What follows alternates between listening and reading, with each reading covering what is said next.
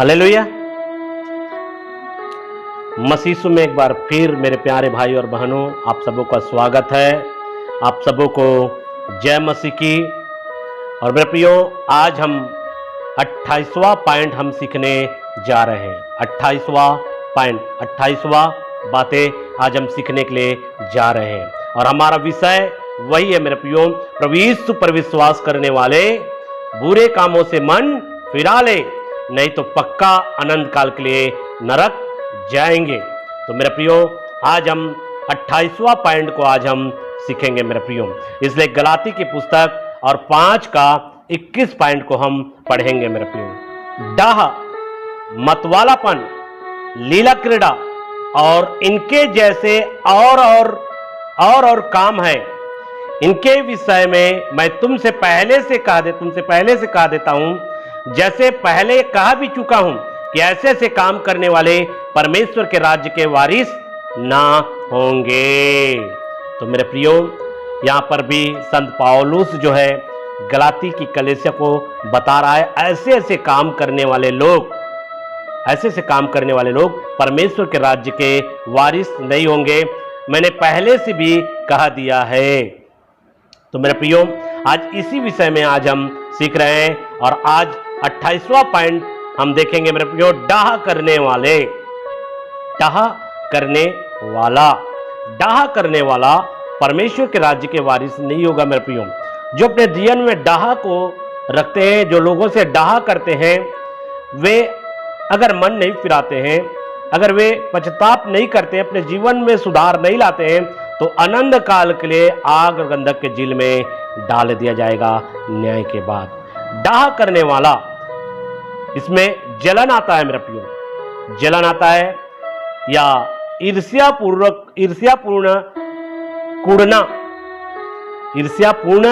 या कूड़ना भी आ सकता है। किसी को जलाना या किसी को सताना या दुखी करना या पीड़ित करना, ये सब डाह करने के अंतर्गत में आता है। यदि किसी को मेरे प्रियो जलाया जाता है, आग वाला नहीं है, ये जलाना अलग है मेरे प्रियो, ये जलन है।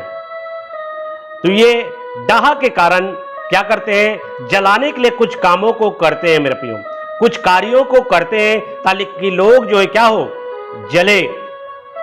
और कई बार क्या करते हैं, डाह के कारण आपको दुखी करता है, डाह के कारण आपको पीड़ा देते हैं मेरे प्रियो, आपको कष्ट देते हैं। तो डाह के कारण दुख देते हैं, पीड़ा देते हैं, कष्ट करते हैं। अगर आज मेरे प्रियो कई लोगों को लोग सताते हैं, कई लोगों को सताते हैं, कई लोगों को दुखित करते हैं, पीड़ा देते हैं, और उसका उद्देश्य है कि उनके प्रति उनके अंदर में क्या है, डाह है मेरे प्रियो।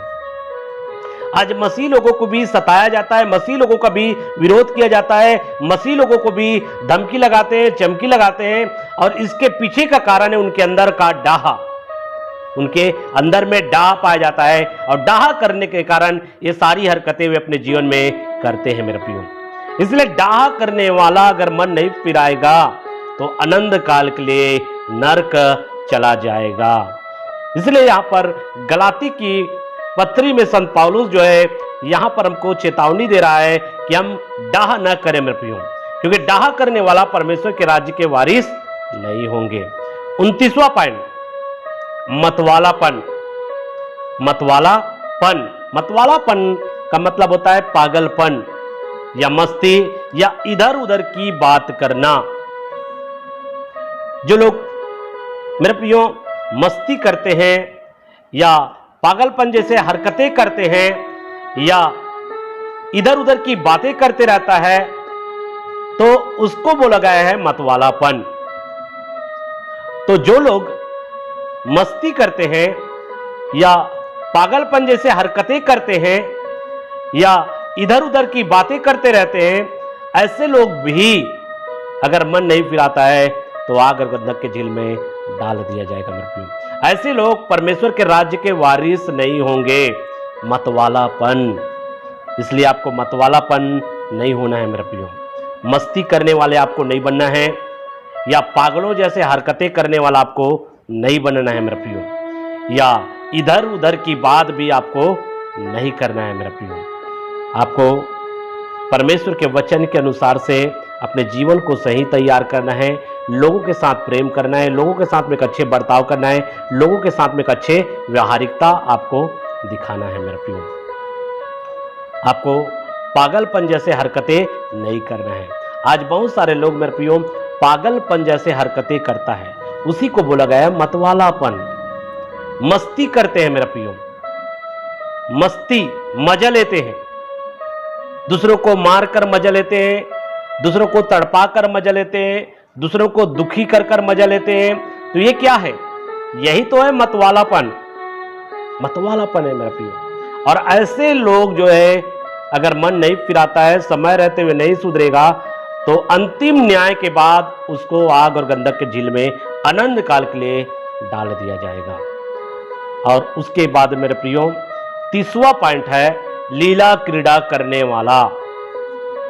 लीला क्रीड़ा करने वाला, लीला क्रीड़ा में आनंद उत्सव है मेरे प्रियो, या अमोद प्रमोद भी इसको बोला जाता है। लीला क्रीड़ा के अंतर्गत में धूमधाम की दावत है, या रंग रलिया, इसको रंग रलिया भी बोल सकते हैं मेरे प्रियो। तो लीला क्रीड़ा के अंतर्गत में क्या करते हैं? धूमधाम के साथ दावत देते हैं, नाचते हैं, कूदते हैं, अश्लील हरकतें करते हैं, कई प्रकार से मेरे प्रियो गंदे गंदे गानों में नाचते हैं, चिल्लाते हैं और रंग रलिया मनाते हैं। तो मेरे प्रियो ये सब चीज क्या है? लीला क्रीड़ा के अंतर्गत में आता है। तो लीला क्रीड़ा करने वाला भी परमेश्वर के राज्य के वारिस नहीं होंगे, ये लोग भी आग और गंधक के झील में डाल दिए जाएंगे। तो ये सारी बातें क्या है? लीला क्रीड़ा के अंतर्गत में आता है मेरे प्रियो। अर्थात जो है जिसमें मनोरंजन होगा, जिसमें मेरे प्रियो जब आपको दावत दिया जाएगा वहाँ पर मनोरंजन किया जाएगा, नाचने वाली होगा, नाच कूद कर आपका मनोरंजन करेंगे, तमाशा दिखाएंगे, और यहाँ तक से गंदी गंदी गानों में भी क्या करते हैं? नाचते और कूदते हैं मेरे प्रियो। ये क्या है? सब लीला क्रीड़ा के अंतर्गत में आता है मेरे प्रियो।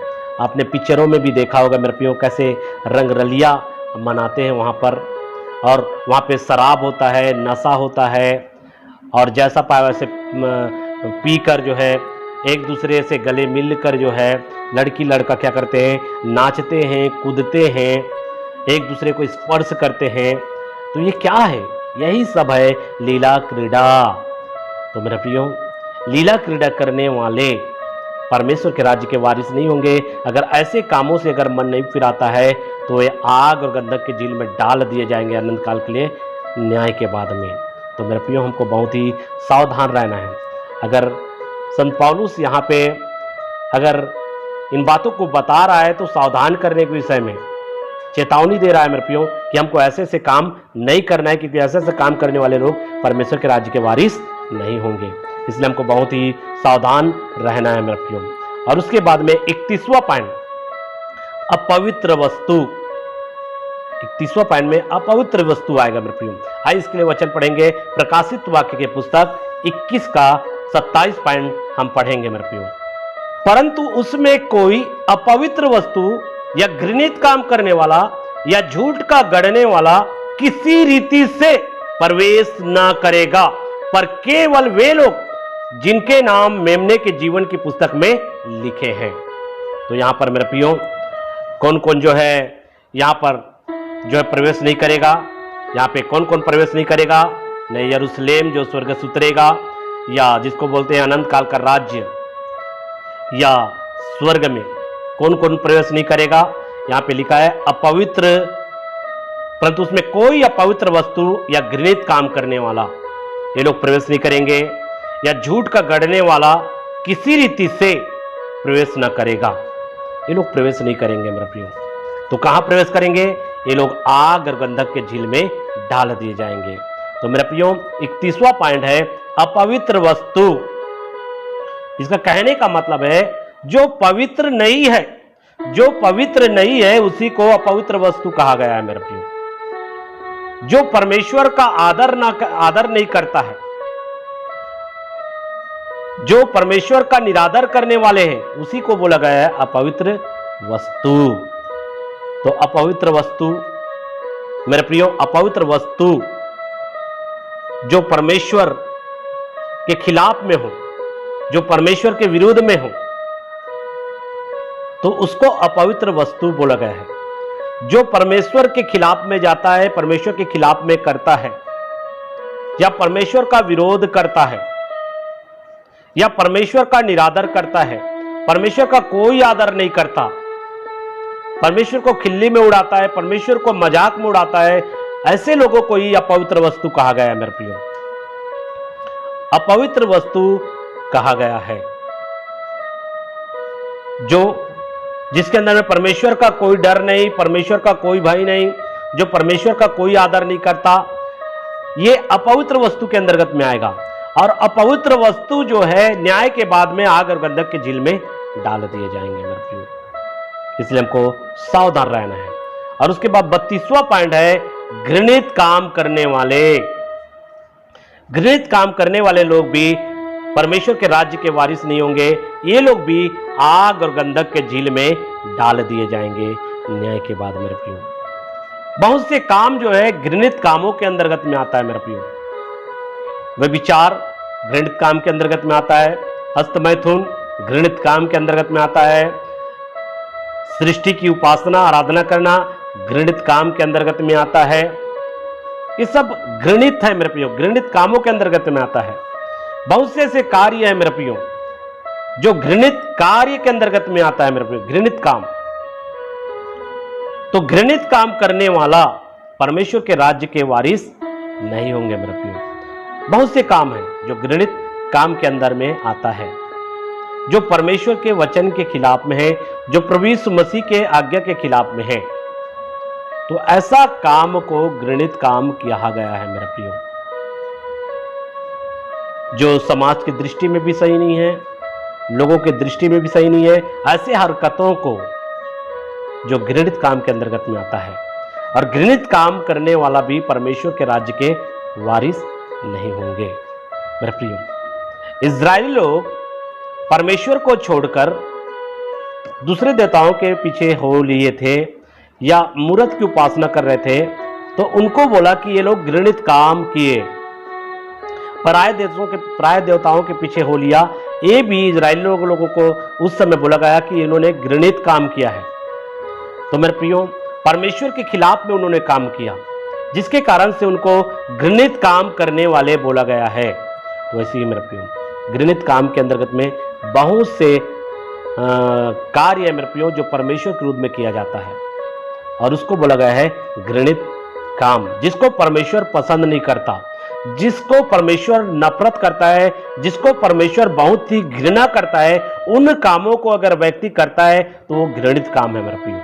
और घृणित काम करने वाला परमेश्वर के राज्य के वारिस नहीं होंगे। और जब परमेश्वर के राज्य के वारिस नहीं होंगे मेरे प्रियो, तो न्याय के बाद में उसको आग और गंधक के झील में डाल दिया जाएगा।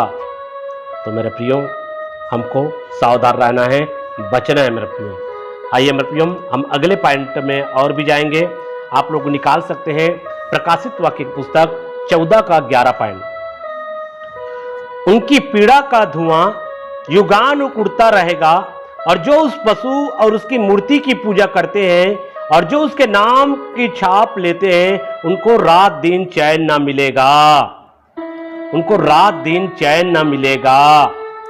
तो यहां पर मेरे प्रियो, यहां पर जब मसीह विरोधी का राज्य इस पृथ्वी पर आएगा, उस समय मेरे प्रियो विवश किया जाएगा, पशु की छाप लेने के लिए, पशु के सामने झुकने के लिए विवश किया जाएगा मेरे प्रियो। तो इसके विषय में बात किया जा रहा है। जब मसीह विरोधी का राज्य इस पृथ्वी पर आएगा, कितने वर्ष के लिए? 7 वर्ष के लिए। 3.5 साल तक शांति के साथ में कार्य करेगा, लेकिन 3.5 साल जो है क्रूर तानाशाह के रूप में वो कार्य करेगा, झूठा मसीहा। तो उस समय की बात हो रहा है मेरे प्रियो।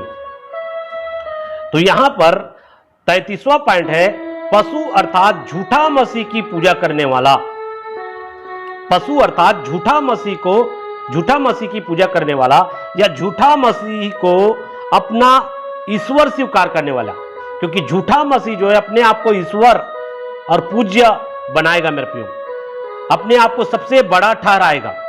और जो लोग उस झूठे मसीहा को स्वीकार करेंगे, उस झूठे मसीहा की पूजा करेंगे, उस झूठे मसीहा के सामने झुकेंगे, वे सब लोग आग और गंधक की झील में डाल दिए जाएंगे अनंत काल के लिए मेरे प्रियो, अनंत काल के लिए।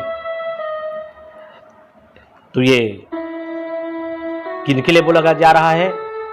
जो पशु अर्थात झूठा मसीह की पूजा करने वाले लोगों के लिए। जितने लोग झूठा मसीह की पूजा करेंगे, जितने लोग झूठा मसीह के सामने झुकेंगे, जितने लोग झूठे मसीहा को स्वीकार करेंगे, वे सब लोग अंतिम न्याय के बाद में आग और गंधक के झील में डाल दिया जाएगा। जो लोग झूठा मसीहा को इनकार करेंगे, उनको वो सजा देगा मेरे प्रियो झूठा मसीहा, उनको तड़पाएगा, उनको सताएगा।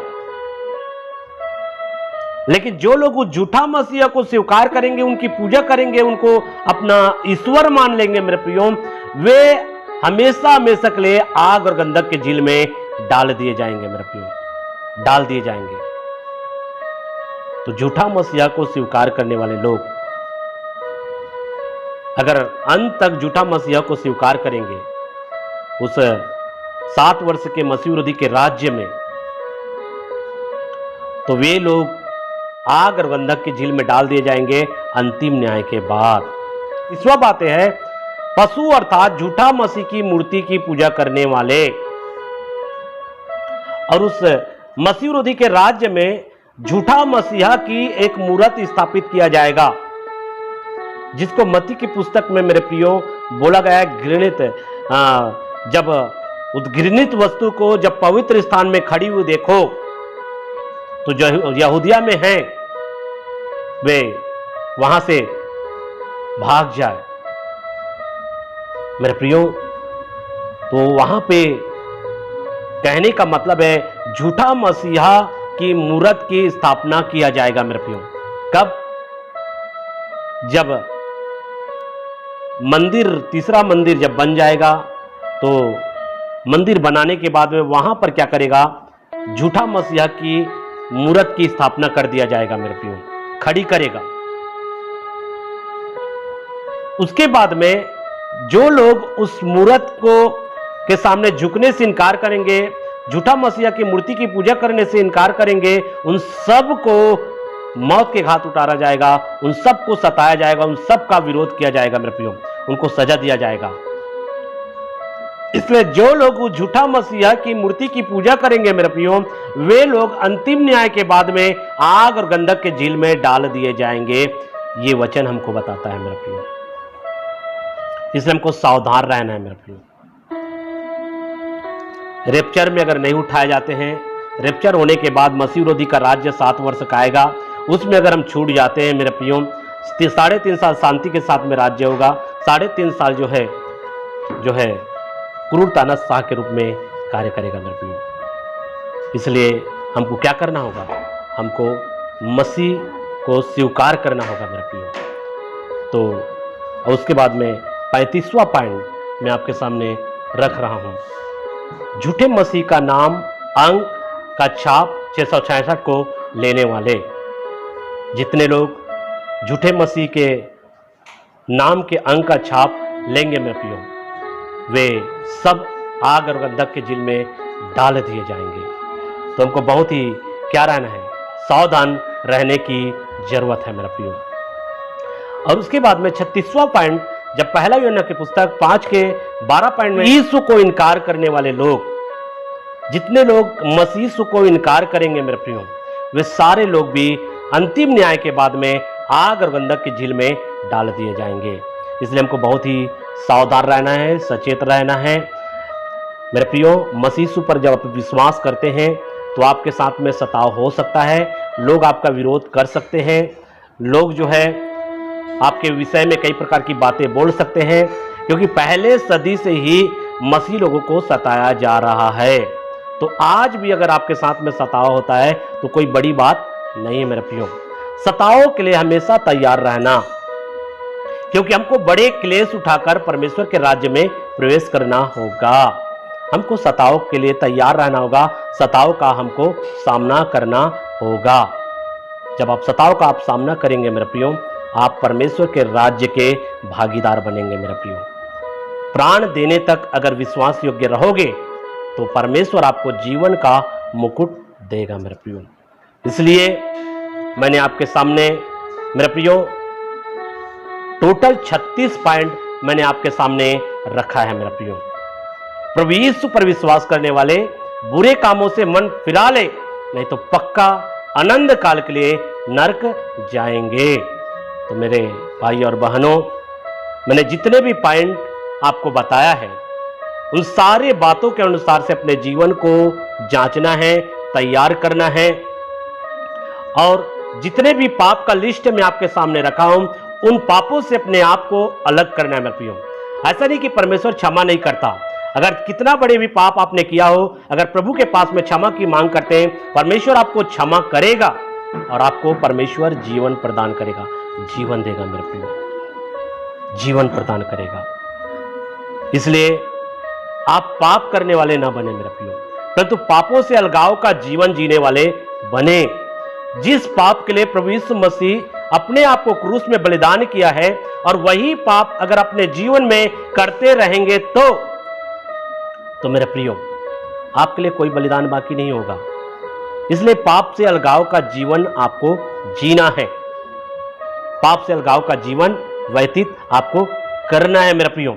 चाहे आपको कितना भी संघर्ष करना क्यों ना पड़े, संघर्ष आपको करना है मेरे प्रियो।